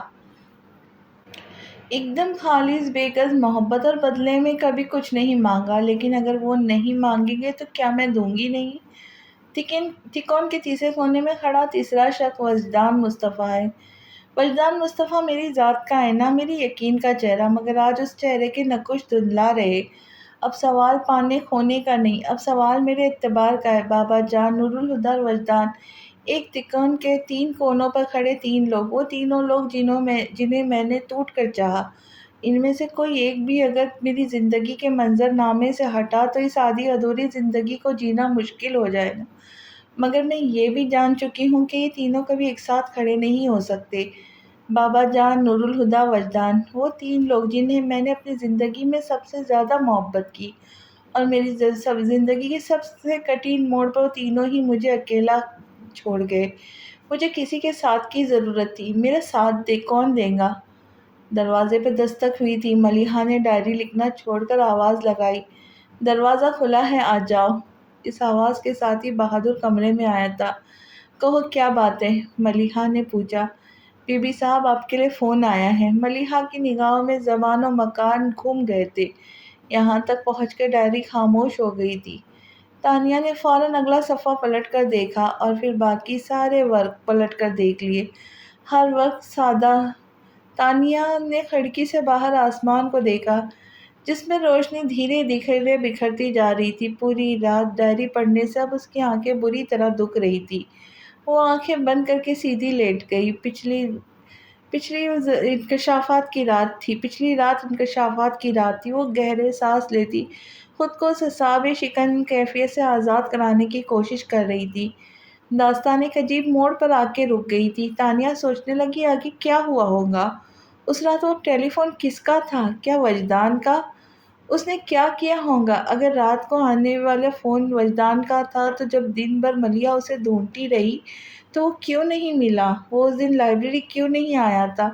فون پر کہیں اس نے یہ تو نہیں کہہ دیا کہ میں تم سے شادی نہیں کر سکتا، اللہ حافظ وغیرہ وغیرہ؟ نہیں، اس نے فوراً ہی اپنی قیاس کو رد کر دیا۔ اگر ایسا ہوتا ملیحہ پاپا سے شادی کر لیتی، اور پاپا سے شادی کے بعد تو اسے قصر فاروقی میں ہی ہونا چاہیے تھا، مگر وہ تو کہیں نہیں ہے، کوئی اس کا نام تک لینا گوارا نہیں کرتا۔ کیا وجدان نے فون پر اپنے نہ آنے کی وجہ بتا کے معذرت کر لی تھی؟ اس کے بعد ملیحہ نے دادا جان کے سامنے شادی سے انکار کر دیا ہوگا، مگر دادا جان کا تو فیصلہ واپس نہیں لینے والے تھے۔ تو پھر یہ ہو سکتا ہے کہ ملیحہ نے ان کے مرضی کے بغیر وجدان سے شادی کر لی، لیکن ایسا ہونا بھی مشکل ہے۔ ملیحہ نے کہا تھا اپنے بابا جان کو چھوڑ کر کہیں نہیں جائے گی۔ اپنے دوسرے قیاس کو بھی رد کرتے ہوئے اس نے سوچا اور وہ ہو گئی، لیکن اگر یہ نہیں ہوا تھا، وہ نہیں ہوا تھا، تو آخر ہوا کیا تھا؟ ملیحہ اچانک ہی کہاں گم ہو گئی؟ اس نے آخر کیا کیا تھا جو اس کا ذکر خود کے ہی گھر میں بین ہو گیا؟ برسوں گزر جانے کے بعد بھی نہ تو اس نے کبھی قصر فاروقی میں قدم رکھا، نہ کبھی کسی کی زبان پر اس کا نام ہی آیا۔ اور پاپا دادا جان کے درمیان موجود خلیج کی شروعات کب اور کہاں سے ہوئی؟ منگنی کی رات تک تو سب ٹھیک تھا، پھر کیوں پاپا دادا جان سے متنفر ہو گئے؟ وہ الجھتی ہوئی اٹھ بیٹھی۔ کیا مشکل ہے! میں نے تو سوچا تھا ملیحہ کی ڈائری قصر فاروقی کے رازوں پہ سے پردہ اٹھا دیں گی، پر اس نے تو اور بھی کئی معموں کو جنم دے دیا۔ کتنی عجیب سی بات ہے، پاپا جو ماما سے اتنی محبت کرتے ہیں، ماما سے پہلے کسی اور کو چاہ چکے تھے، مگر پاپا کی محبت تو مکمل ہونے جا رہی تھی، ادھوری کیسے رہ گئی؟ کہانی کی ہر کڑی بیچ سے غائب ہو گئی، اور ایسا کوئی نہیں جو بتا سکے کہ حقیقت میں کیا ہوا تھا۔ اس نے گہرا سانس کھینچتے ہوئے خود کو ریلیکس کیا اور ایک نئے رخ پر سوچنے لگی۔ جس کہانی کے 4 ہی بنیادی کردار ہیں جو کہ سچ پر سے پردہ اٹھا سکتے ہیں، مگر 2 کردار تو زبان بندی کے عہد پر کار فرما ہے، تیسرا کردار منظر سے غائب ہے، چوتھا کردار اچانک ہی کوئی خیال آیا تھا، وجدان مصطفیٰ۔ یہ شخص میرے لیے یقیناً اجنبی ہے، مگر یہ نام نہیں، جسٹس وجدان مصطفیٰ۔ یہ محض میرا اندازہ ہے، مگر تصدیق تو کرنی پڑے گی۔ ASP شان مصطفیٰ، میں نے سوچا تھا تم سے دوبارہ کبھی نہیں ملوں گی، لیکن اگر مجھے وجدان مصطفیٰ سے ملنا ہے تو تم سے آخری ملاقات ناگزیر ہو گئی، اس نے دل میں کہا۔ دادا جان شام کو آنے والے تھے لیکن تانیہ رسک نہیں لینا چاہتی تھی۔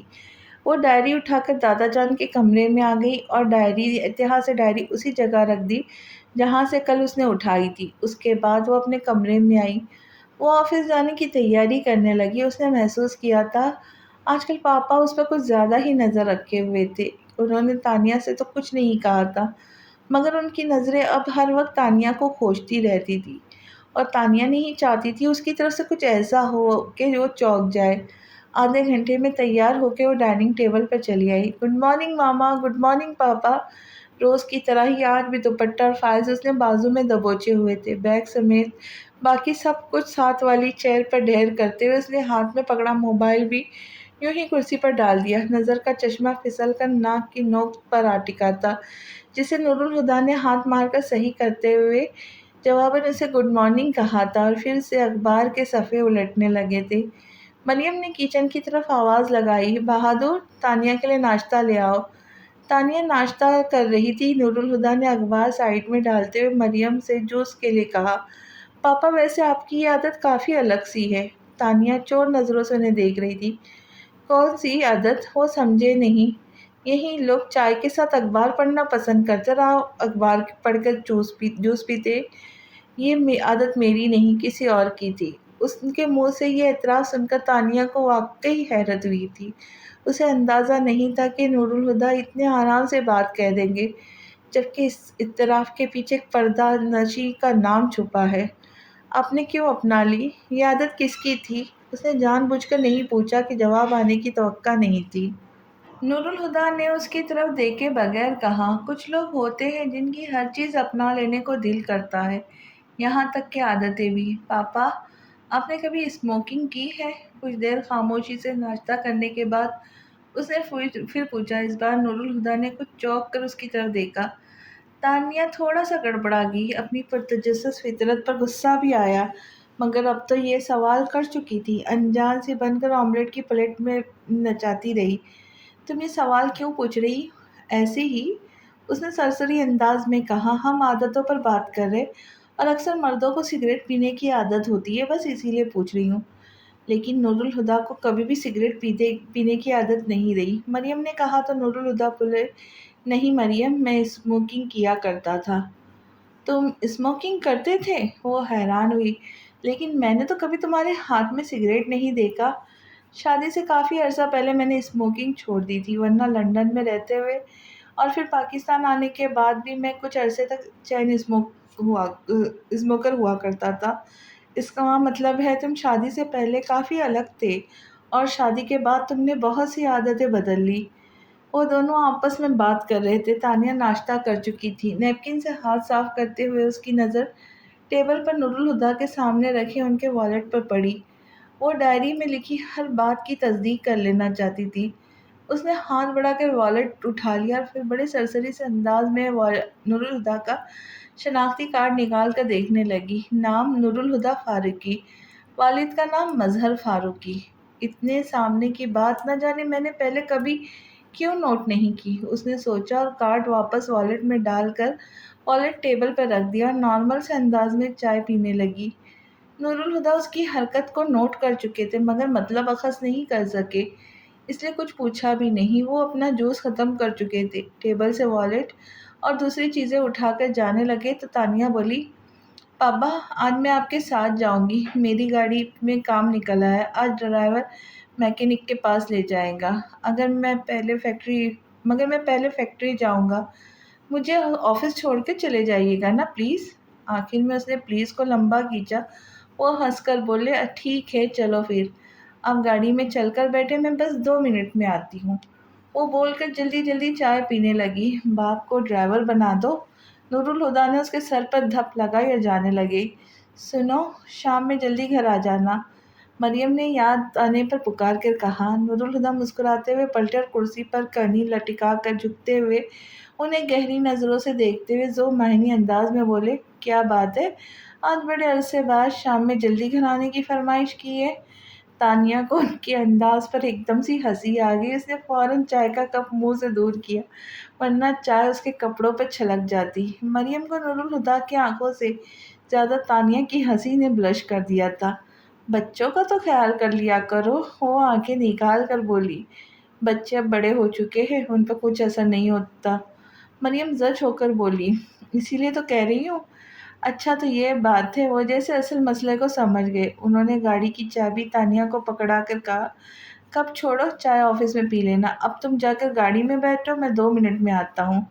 نور الہدیٰ میں تمہارا کیا کروں؟ بے اختیار مریم کی زبان سے نکلا اور ہونٹ دبا کر ہنسی روکتی ہوئی تانیہ چائے پکڑ کر کپ رکھتی اپنا ساز و سامان اٹھا کر باہر بھاگ گئی۔ 2 منٹ بعد جب نور الہدیٰ کار کی ڈرائیونگ سے پر آ کے بیٹھے تو ان کی مسکراہٹ دیکھ تانیہ بھی مسکرانے لگی۔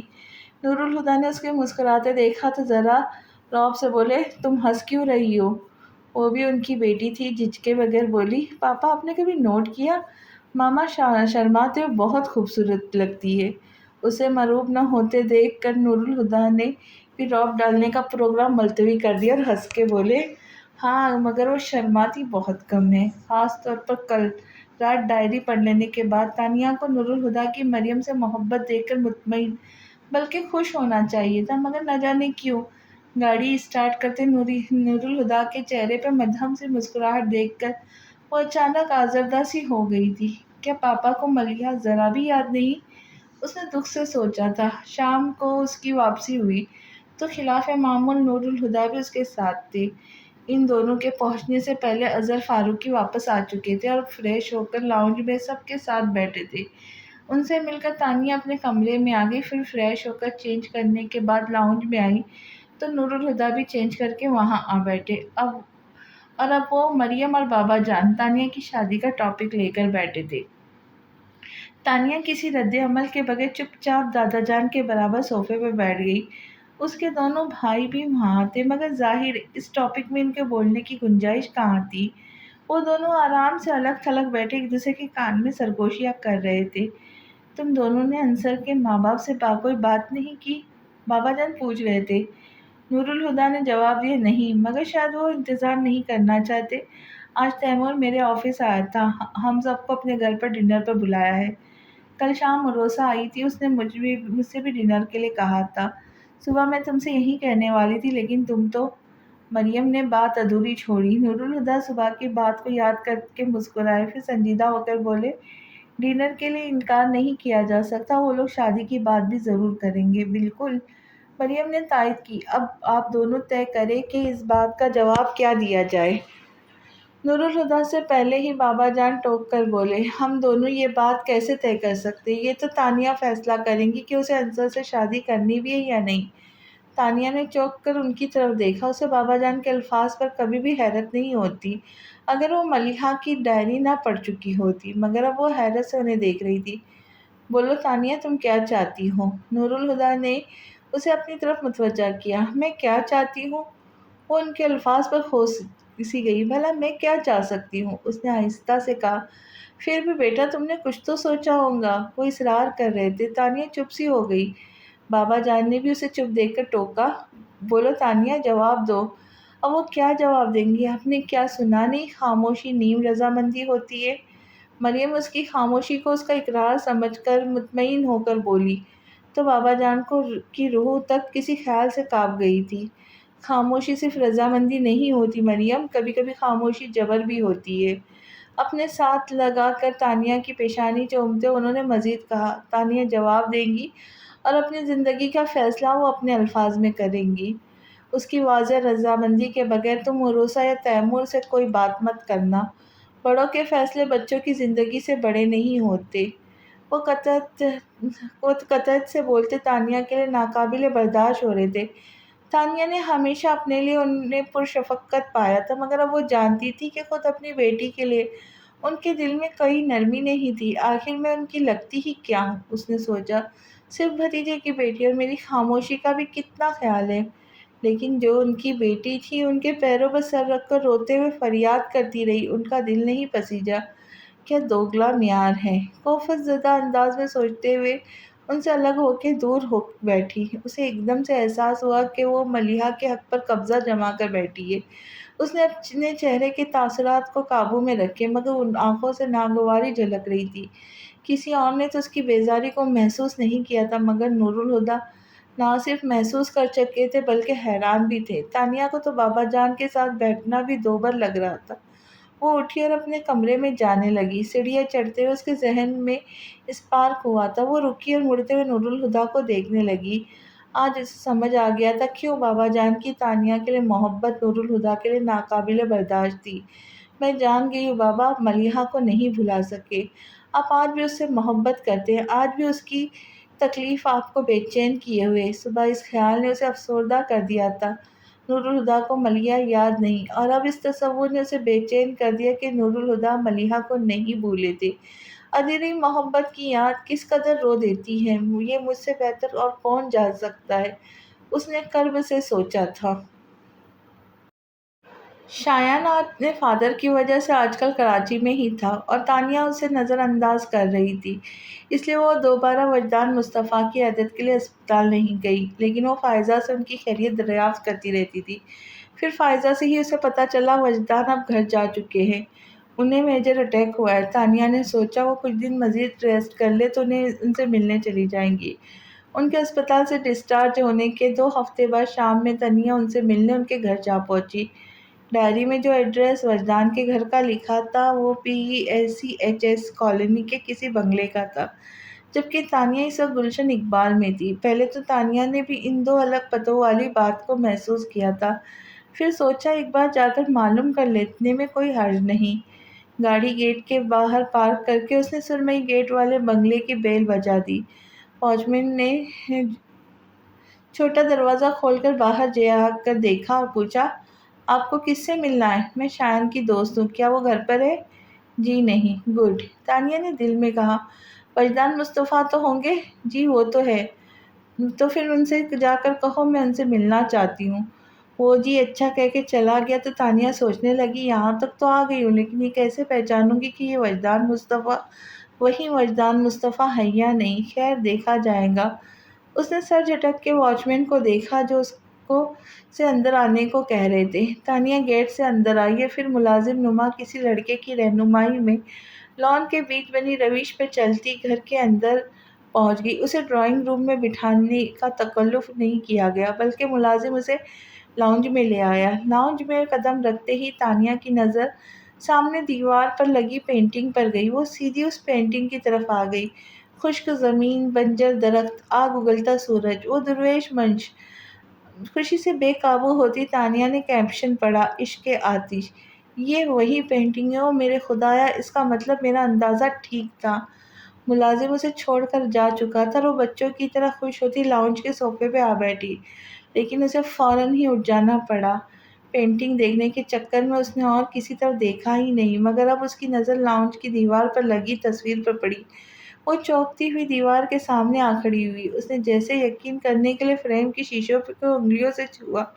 یہ 100% ملیحہ فاروقی کی تصویر ہے، اس نے کہتے ہوئے غور سے اس تصویر کو دیکھا۔ کالی ساڑی میں ملبوس ملیحہ ایک ہاتھ باکھولے بالوں میں الجھائے بے نیازی سے سامنے کی طرف دیکھ رہی تھی۔ اوہ، تم وجدان مصطفیٰ نے آخر آپ سے وہ سب کروا ہی لیا جو آپ کبھی کرنا نہیں چاہتی تھی، اس نے دل میں کہا۔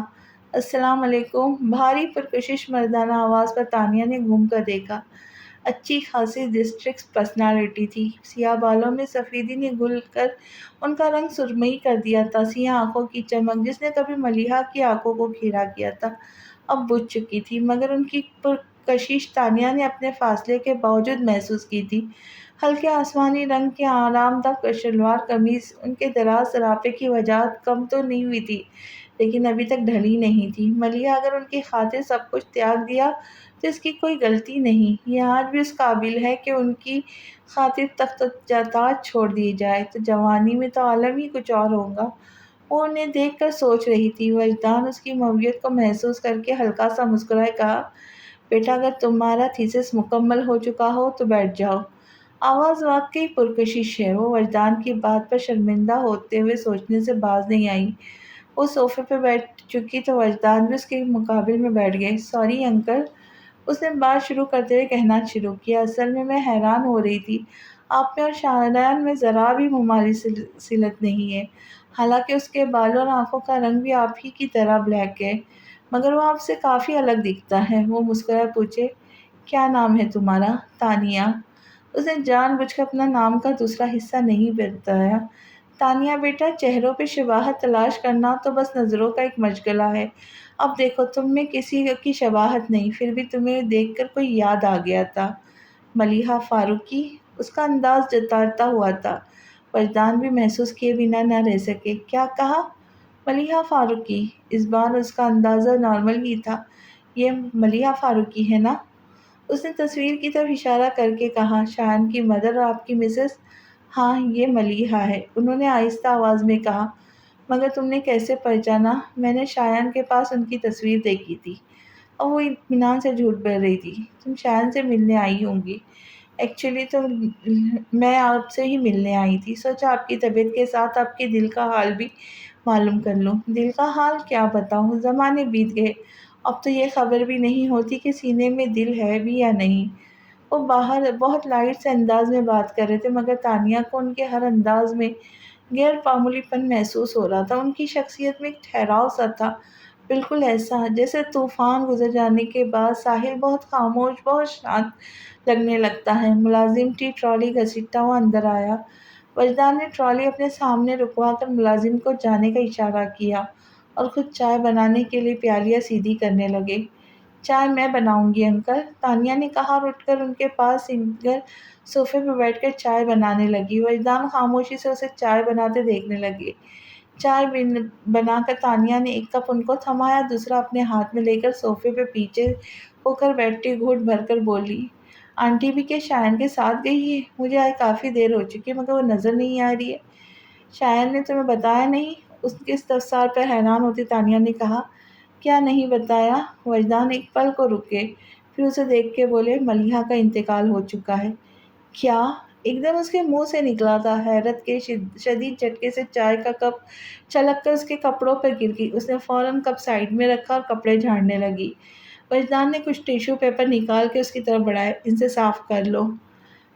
تانیہ نے ٹیشو پیپر پکڑ تو لیے مگر کپڑے صاف کرنے کا اسے ہوش ہی نہیں رہا۔ یہ کیا ہو گیا؟ وہ کیوں مر گئی؟ میں تو اسے ملنے کی خواہش میں یہاں تک آئی تھی، ایسا تو میں نے سوچا ہی نہیں تھا۔ وہ سکتے کے عالم میں تھی، جیسے کسی بے حد عزیز ہستی کی موت کی خبر ہو۔ تانیہ کو خود بھی یہ محسوس کر کے حیرت ہوئی کہ اسے اس خبر پہ صدمہ ہوا تھا۔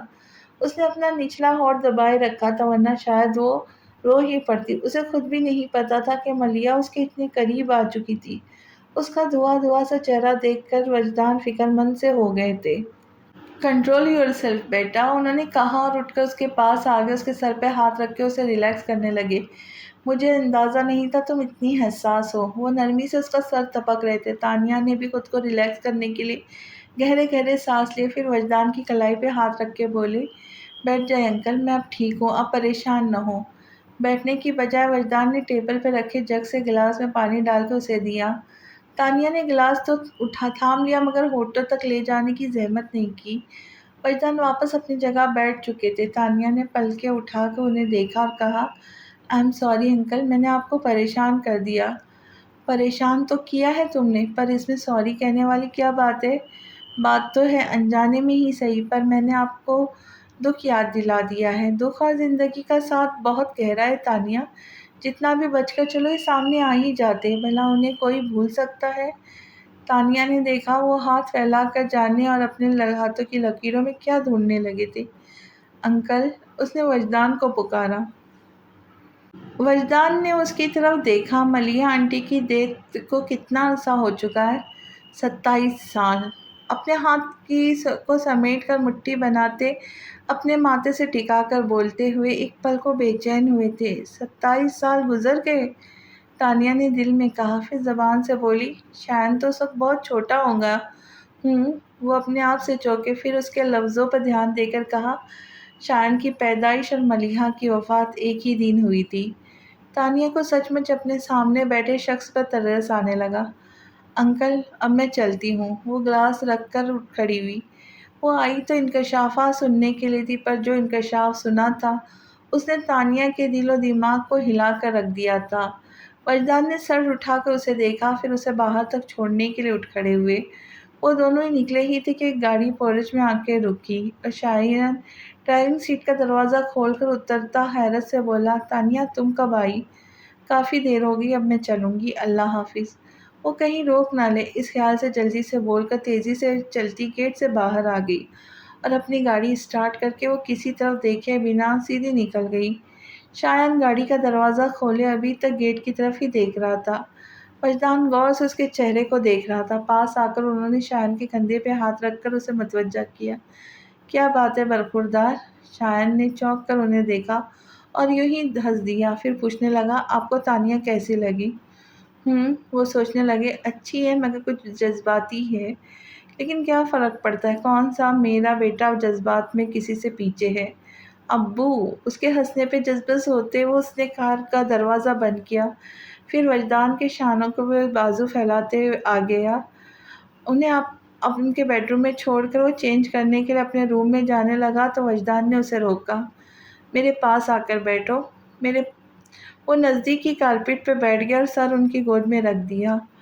کچھ دیر تک وہ وجدان کچھ بولے بنا اس کے بال سہلاتے رہے، پھر اسے مخاطب کر کے بولے، شایان مجھے واقعی لگتا ہے تمہیں اب شادی کر لینی چاہیے۔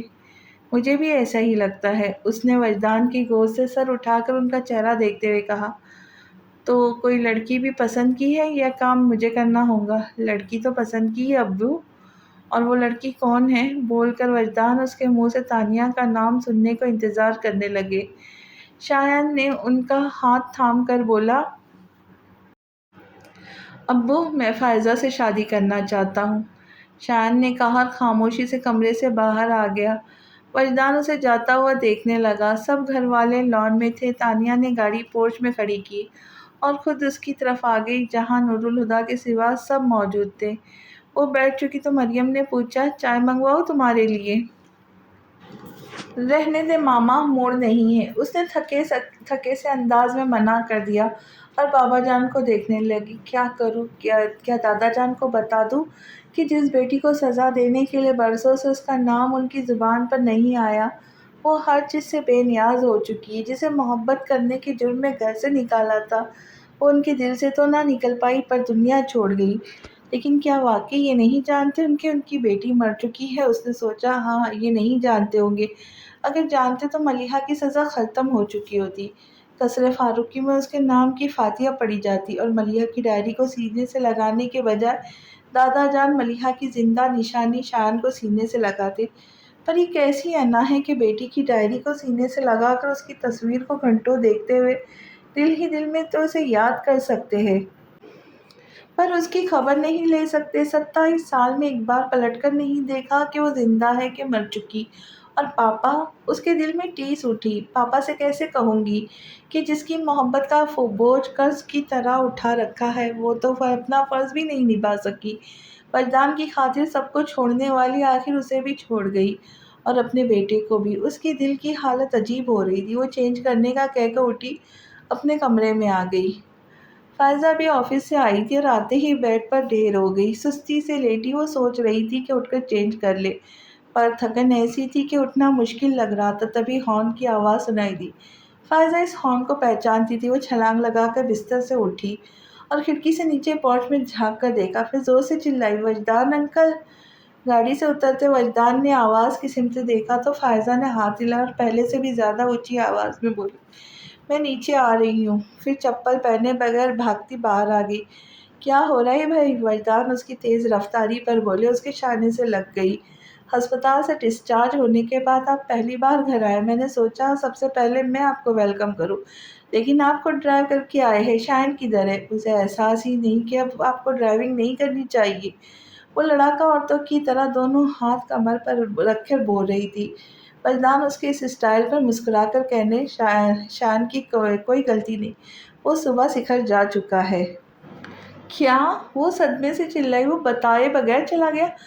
لینے تو ایسی خبر لوں گی کہ یاد رکھیں، سچ میں بہت ماروں گی اور آپ بیچ میں نہیں بولیں گے۔ بالکل نہیں بولوں گا، وہ اسے دلچسپی سے دیکھ کر کہہ رہے تھے اندر چلے۔ او ہو، اس نے اپنا سر پر ہاتھ مارا، میں تو بھول ہی گئی، آئیے انکل اندر آ جائیے۔ وہ فائزہ کے ساتھ اندر آئے، سیدھا اس کی نانی کے روم میں چلے آئے۔ وجدان کو دیکھ کر بستر پر لیٹی بزرگ خاتون اٹھنے لگی تو وجدان نے آگے بڑھ کر انہیں سہارا دیتے ہوئے تکیہ اونچا کر کے آرام سے بٹھا دیا۔ خالہ، آپ بہت کمزور ہو گئی، اپنا بالکل بھی خیال نہیں رکھتی۔ وجدان خفا ہو رہے تھے، وہ پلکیں جھپکتی کمزور سے آواز میں بولی، ہمارا کیا پوچھتے ہو بیٹا، ہماری تو اب عمر ہو چکی، پر تم کیا اپنے دل کو روگ لگا بیٹھے۔ روگ تو پرانا ہے خالہ، رنگ اب دکھا رہا ہے، اور عمر بھی تو میری ڈھل چکی ہے، اب اور کتنا جیوں گا، 27 سال گزار لیے، اب اور جیا بھی نہیں جاتا۔ وجدان کی آنکھوں میں نرمی جھلکی، جیسے پلکیں جھپک کر وجدان نے ہمیشہ کی طرح اپنے اندر اتار لیا۔ دل جلالنے کی باتیں نہ کرو وجدان، وہ دہل گئی، آج تک ملیحہ کا زخم تازہ ہے، گود کھلائی بچی کیسے بھری عمر میں کور کی ہو گئی، ہم تو ہاتھ ملتے رہ گئے۔ ان کی بڑی آنکھیں چھلک پڑی تو وجدان نے ان کے گرد بازو لپیٹ کر اپنے ساتھ سمیٹ لیا۔ فائزہ کے پاپا وجدان کے آنے کا سن کر کمرے میں آئے، آگے کا منظر دیکھ دروازے میں ہی رک گئے۔ کونے میں چپ چاپ کھڑی فائزہ انہیں دیکھا تو آہستہ سے بتایا، نانی اماں ملیحہ آنٹی کو یاد کر کے رو رہی ہے۔ انہوں نے ہونٹ بیچ لیے اور وجدان کی طرف دیکھا جنہوں نے اسی پل نظر اٹھائی تھی، ان آنکھوں میں قیامت کے آثار تھے۔ وجدان دھیرے سے اٹھ کر باہر چلے گئے۔ فائزہ چلتی ہوئی بیڈ پر آ بیٹھی اور انہیں چپ کراتے ہوئے گھونٹ گھونٹ پانی ان کے حلق میں اتارنے لگی۔ اس کے پاپا اس کے برابر بیڈ پر بیٹھے، نرمی سے اس کی نانی کو مخاطب کر کے بولے، وجدان کا خیال تو کر لیا کرے تائی جان، مہینہ بھر پہلے ہی تو اسے ہارٹ اٹیک ہوا ہے، پھر ذرا سوچیے ہمارا آج بھی یہ حال ہے تو اس کا کیا ہوگا۔ ملیحہ کا سب سے نازک رشتہ تو اسی سے تھا، اسی لیے تو وجدان کو دیکھ کر وہ اور بھی یاد آ جاتی، اتنی معصوم بچی کیسے کیسے عذابوں سے گزر گئی۔ اب وہ ان سے کیا کہتے، ان کا ہاتھ تھپک کر وہ فائزہ سے بولے، انہیں دوا دے کر سلا دو، اور خود اٹھ کر باہر آ گئے۔ وجدان انہیں دالان میں ہی مل گئے، ستون سے کمر لگا کر کھڑے، وہ خالی آنکھوں سے سامنے بچھے تخت کو دیکھ رہے تھے۔ اپنے شانے پر کسی کا ہاتھ محسوس کر کے وہ چونکے اور مڑ کر دیکھتے ان کے منہ سے نکلا، آؤ آفاق۔ پھر کسدن مسکرا کے بولے، خالہ ٹھیک ہے، تم ٹھیک ہو؟ آفاق ان کا چہرہ دیکھ کر بولے تو انہوں نے نظریں چرا کے آہستہ سے کہا، اب تو عادت سی ہو گئی ہے۔ پھر سر جھٹک کر خود کو نارمل کرتے ہوئے کہا، آفاق یار، تم سے کچھ بات کرنی ہے۔ ہاں کہو، وہ بولے، یہاں نہیں کمرے میں چلتے، اور تم سمیرہ بھابھی کو وہیں لے آؤ۔ ایسی کیا بات ہے؟ بتاؤں گا، پہلے کمرے میں تو چلو۔ وجدان نے کہا تو آفاق انہیں اپنے روم میں لے آئے اور آتے ہوئے سمیرہ کو بھی کمرے میں آنے کا کہہ دیا۔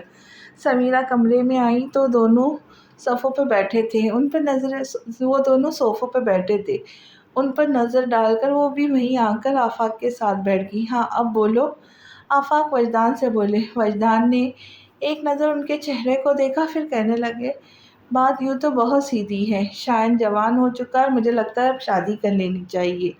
ویسے عام طور پر ماؤں کو بیٹوں کے سر پہ صحرا سجانے کا شوق ہوتا ہے، پر شایان کی ماں تو ہے نہیں، اس لیے یہ کام بھی مجھے ہی کرنا ہے۔ شکر ہے وجدان، تمہیں خیال تو آیا۔